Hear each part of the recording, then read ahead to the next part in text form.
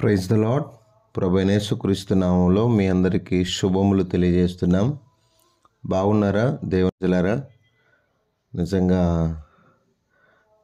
దేవుని యందు ప్రేమించబడి యేసుక్రీస్తునందు భద్రము చేయబడి పిలువబడిన వారులారా, మీకు శుభము కలుగునుగాక. యేసుక్రీస్తులో భద్రం చేయబడ్డారా? మరి ఇంకేమైనా లోకంలో ఇంకేదైనా రహస్య పాపాల్లో జీవిస్తున్నారా? ఎవరైతే రహస్య పాపములో ఉన్నారో వారి గురించి దేవుడు బాధపడతాడు. నా పిల్లలు సత్యమును అనుసరించి నడుచుకొనుచున్నారని వినుట కంటే నాకు ఎక్కువైన సంతోషము లేరు. మనము సత్య సంబంధులం. అర్థమైందా? యేసుక్రీస్తులో భద్రం చేయబడాలి, పరిశుద్ధులమై ఉండాలి. అదే మన ప్రభు కోరేది. అర్థమైందా? అంతకంటే సంతోషం భూమి మీద దేవునికి ఏం లేదు. సత్యంగా జీవించడం, సత్యంలో బ్రతకడం. మనమే, యేసుక్రీస్తు సత్యమై ఉన్నాడు, ఆయన బిడ్డలం కూడా మనం సత్యమై ఉండాలి. మంచిది. అలా ఉండడానికి ప్రభు మనకు సహాయం చేయనుగాక. మరి చాలామంది డిఎస్సి రాస్తున్నారు, చాలా సంతోషం. మరి ప్రియమైన మిత్రులారా, మీ అందరి క్షేమం కొరకు ప్రార్థన చేస్తాం. ఈ సమయంలో నేటి హెబ్రోన్ క్యాలెండర్లో ఉన్న వాక్యము నేను చదువుతున్నాను. యూదా రాసిన పత్రిక ఒకే అధ్యాయం ఉంటుంది, 2వ వచనం. మీకు కనికరమును సమాధానమును ప్రేమయు విస్తరించునుగాక. మీకు కనికరమును సమాధానమును ప్రేమయు విస్తరించును. ఈ భూమి మీద విస్తరించాల్సింది ఏంటంటే, ఆల్రెడీ ఏం విస్తరించిందంటే, ఎక్కడ చూసినా మీరు ఎక్కడైనా చూడండి, దుర్మార్గత లేదు, చెడు లేదు, పాపము లేదు అని చెప్పగల వాళ్ళు ఎవరైనా భూమి మీద ఉన్నారా? అర్థమైందా? ఈ భూమి మీద ఏం విస్తరించిందంటే నేను చెప్తున్నాను. రోమిలికి రాసిన పత్రిక 5వ అధ్యాయంలో నేను చదువుతున్నాను, వినండి. 20-21 వచనాలు కలిసి ఉంటాయి. అంతా చదవను కానీ సరే చదువుతున్నాను. మరియు అపరాధం విస్తరించినట్లు, ఏం విస్తరించిందట? అపరాధం విస్తరించినట్లు ధర్మశాస్త్రం ప్రవేశించెను. అయినను పాపము మరణమును ఆధారం చేసుకొని ఎలాగూ ఏలెనో అలాగే నిత్య జీవము కలుగుటకై నీతి ద్వారా కృపయు మన ప్రభువైన యేసుక్రీస్తు మూలముగా ఏలు నిమిత్తము పాపం ఎక్కడ విస్తరించునో, అంటే పాపము ఈ భూమి మీద విస్తరించినట్టు మనం చూస్తున్నాం. అక్కడ కృప అపరిమితముగా విస్తరించెను. కాబట్టి ఈ భూమి మీద పాపం ఎక్కువగా విస్తరించిపోయింది. పాతకాలంలోనే ఒక రకం ఉండేది, కానీ ఇప్పుడు చెడుకు స్థానం ఎక్కువైపోయింది. అర్థమైందా? చెడుకి ఏమి ఎక్కువైందంటారు? చెడుకు స్థానం ఎక్కువైపోయింది, బలగం ఎక్కువైపోయింది, వెంబడించే వాళ్ళు ఎక్కువైపోయారు, విస్తరించడం ఎక్కువైపోయింది. విస్తరించాల్సింది పరిశుద్ధత అయితే ఎక్కడుంది పరిశుద్ధత? విస్తరించాల్సింది నీతి అయితే ఎక్కడుంది? విస్తరించాల్సింది సత్యమైతే ఎక్కడుంది? ఎక్కడ చూసినా అసత్యమే. విస్తరించాల్సింది నీతి నిజ అబద్ధాలే. అర్థమైందా? కాబట్టి ఈ భూమిని మొత్తం చుట్టుకున్నాయి. దీని రూపుమాపాలంటే అంత ఈజీ అయిన పని కాదు. యేసుక్రీస్తు ప్రభువారు తప్ప, ఆయన కృప తప్ప మనిషిని మార్చలేదు. మనిషిని మామూలు వ్యక్తిగా ఈరోజు దొంగలు, తాగుబోతులు, నరహంతకులు, వ్యభిచారులు, రకరకాల పాప సంబంధమైన విధానంలో జీవించేవారు సైతం మారు మనసు పొంది వారి క్రియలను మార్చుకుంటూ ఉన్నారు. అర్థమవుతుందా? వారి క్రియలు రోమిలికి రాసిన పత్రిక 6వ అధ్యాయంలో నేను చదువుతున్నాను, మీరు ఆలకించండి ప్రియ దేవుని బిడ్డలారా. ఒకసారి నేను చదువుతాను, ఆ మాటల యొక్క పరమార్థాన్ని మీరు గమనించండి. అప్పటి క్రియల వలన మీకేమి ఫలము కలిగెను? వాటిని గూర్చి మీరు ఇప్పుడు సిగ్గుపరుచున్నారు కారా? వాటి అంతము మరణమే.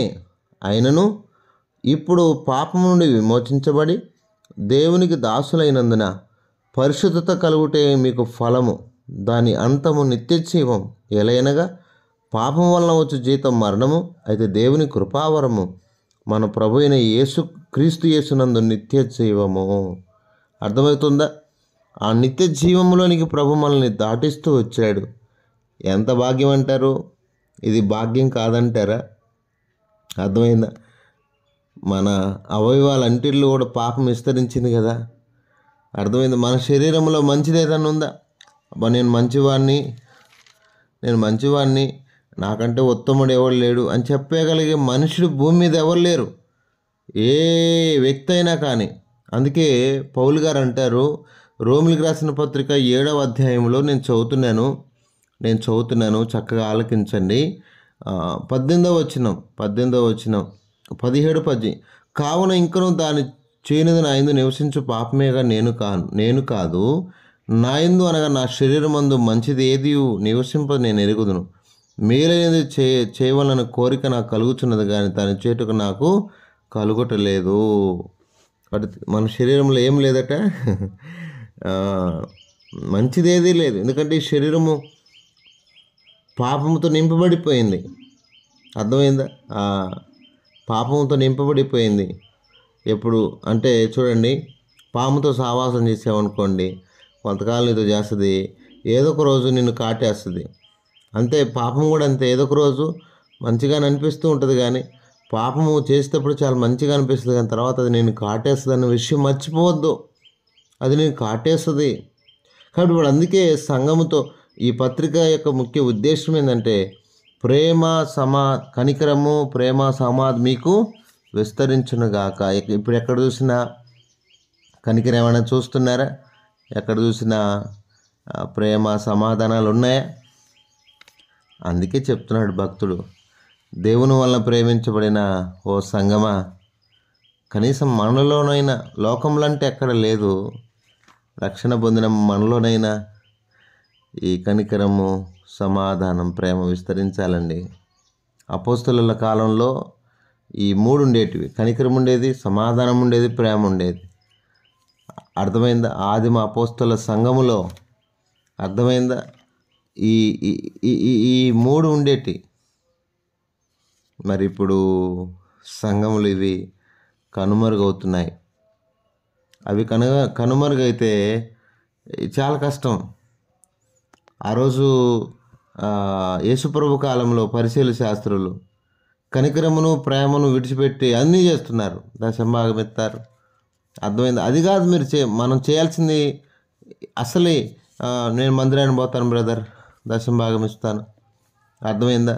నేను ఏం చేయట్లేదు, అన్నీ చేస్తున్నాను కదా, మరి ఏంటి బ్రదర్ అని అనుకుంటారేమో. కానీ అయితే ప్రియ దేవుని బిడ్డలారా, మంచిదే, అసలైన వదిలిపెట్టడానికి లేదు. అర్థమైందా? అసలైనవి చదవండి. మత్తయి సువార్త 23వ అధ్యాయము 23వ వచనం. అయ్యో వేషధారులైన శాస్త్రులారా, పరిసయ్యులారా, మీరు పుదీనాలోను, సోపులోను, జీలకర్రలోను 10వ వంతు చెల్లించి ధర్మశాస్త్రంలో ప్రధానమైన విషయములను అనగా న్యాయమును, కనికరమును, విశ్వాసమును విడిచిపెడితిరి. వాటిని మానక వీటిని చేయవలసి ఉండెను. కాబట్టి అసలైన వాటిల్లో మనం విస్తరించాలి. వాటిల్లో మనము యేసుప్రభు సిలువలో ఆయన చూపిన కనికరము లేదా, ఆయన ప్రేమ లేదా, ఆయన మానవుల కొరకు చేసిన సమాధానం ఎంత ఉన్నతమైందో మీకు అర్థమవుతుందా? అవునండి, మనం వీటిల్లో విస్తరించాలి. కనికరము, ప్రేమ, సమాధానంలో ఇవి చాలా పిల్లర్ లాంటివి, చాలా ప్రాముఖ్యం. ఒక కుటుంబానికైనా, వ్యవస్థకైనా, మరి దేనికైనా, సంఘానికైనా ఇవి చాలా ప్రాముఖ్యమైనవి. ఇవి లేకపోతే ఏది నిలవదండి. సమాధానపరచు వారు ధన్యులు అని బైబిల్ చెప్తుంది. అర్థమైందా? ఇంకా బైబిల్ ఏం చెప్తుంది? ప్రేమ గలవాడట. నేను సామెతలో ఒక మాట చదువుతాను, ఎందుకంటే సమయం వల్లపడదు కాబట్టి ప్రేమ గురించి ఒక మాట చదువుతాను. ప్రేమ గలవాడట ఏం చేస్తాడు? ప్రేమ గలవాడు. ఎంత మంచి మాటలో, నేను ఈ మాటలు మీకు చదివిన తర్వాత అర్థమవుద్ది. సామెతల గ్రంథం ప్రియమైన మిత్రులారా, సామెతలు 18వ అధ్యాయం, సామెతలు 18వ అధ్యాయము. ప్రేమ ఎంత శ్రేష్టమైందో ప్రేమ ఎంత శ్రేష్టమైందో మనం దీని ద్వారా నేర్చుకోవచ్చు. నిజమైన ప్రేమ, నిజమైన స్నేహితుడు, ప్రేమ గలవాడు విడువక ప్రేమిస్తాడు. అర్థమవుతుంది దేవుని ప్రజలారా? కాబట్టి ప్రేమ ఎలాంటిదంటే తప్పిదములు దాచిపెడుతుంది అన్నమాట. అర్థమవుతుందా? ఈ ప్రేమ ఎలాంటిదంటే తప్పిదాలు దాచిపెడుతుంది.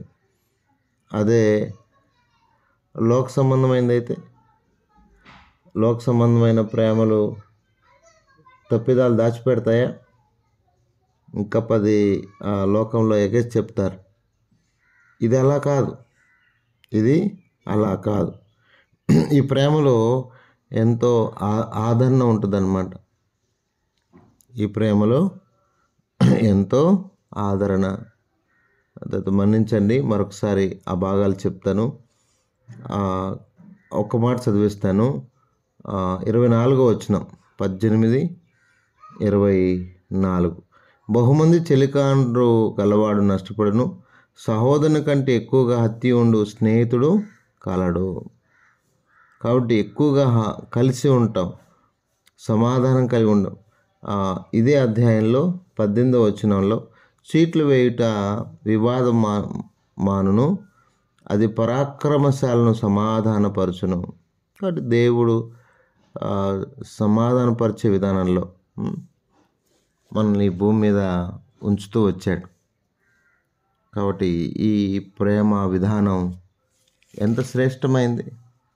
అందుకే దేవుడు చెప్తున్నాడు, రండి, క్షమించండి, 17వ అధ్యాయంలో ఉంది. 17వ అధ్యాయం 9వ వచనం, ప్రేమను వృద్ధి చేయకూడవాడు తప్పిదములు దాచిపెట్టును, జరిగిన సంగతి మాటి మాటికి ఎత్తువాడు మిత్రభేదము చేయను. కాబట్టి ప్రేమను వృద్ధి చేయకూడవాడు ఎలా ఉంటాడు? ప్రేమను విస్తరింప చేయాలన్నవాడు ఎలా ఉంటాడు?